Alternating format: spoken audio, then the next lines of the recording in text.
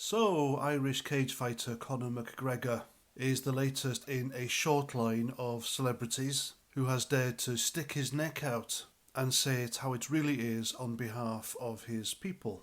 I am, of course, talking about the Dublin attack that happened last week.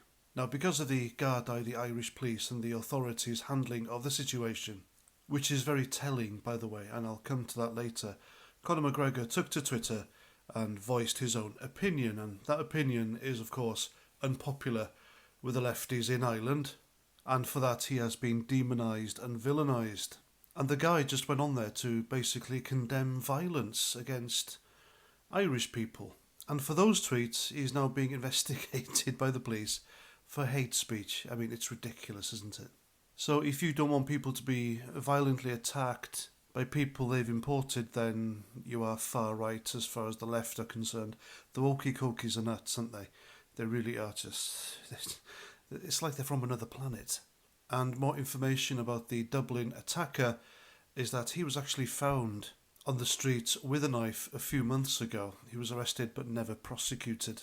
But for some reason, and we know the reason, by the way, folks, don't we? It's a massive con going on against the Irish people.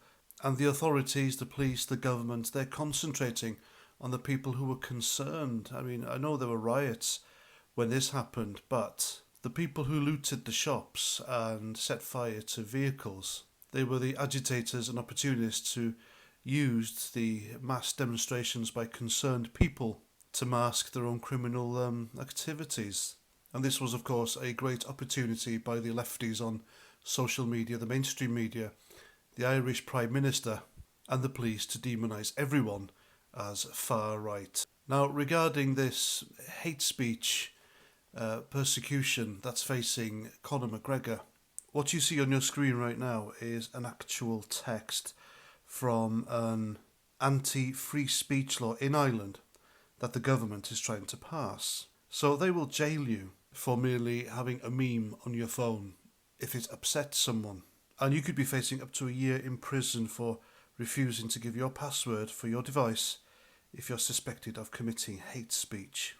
Now, the Irish Prime Minister, Leo Varadkar, he's a slimy bugger who took advantage of the kidney stabbing in Dublin by having a photo op with the Brazilian guy who helped take down the attacker, but he refused to acknowledge the Irish fella, a guy called Warren Donohoe, who was actually the first on the scene and risked his life by disarming the knife man.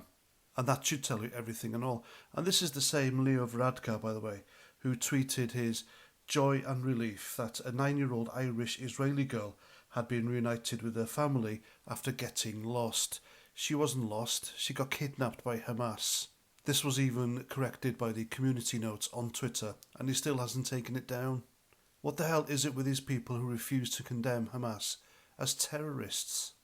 And this is the same Leo Varadkar, of whom footage has recently come to light of him making a speech in the Irish Parliament, claiming that certain aspects of Ireland was too white. Now, this is eerily similar to that infamous racist speech given by Humza Useless in Scotland a few years ago, where he said that Scotland was too white. Now, I can promise you folks, and you know this, if the roles were reversed demographically, then there'd be hell to pay. You know it, I know it. But for some reason, it's okay when they say it. We all know what the big massive problem is here. We can all see the big elephant in the room. And it's not Conor McGregor, it's not the concerned Irish people who don't want to see their kids and each other get stabbed.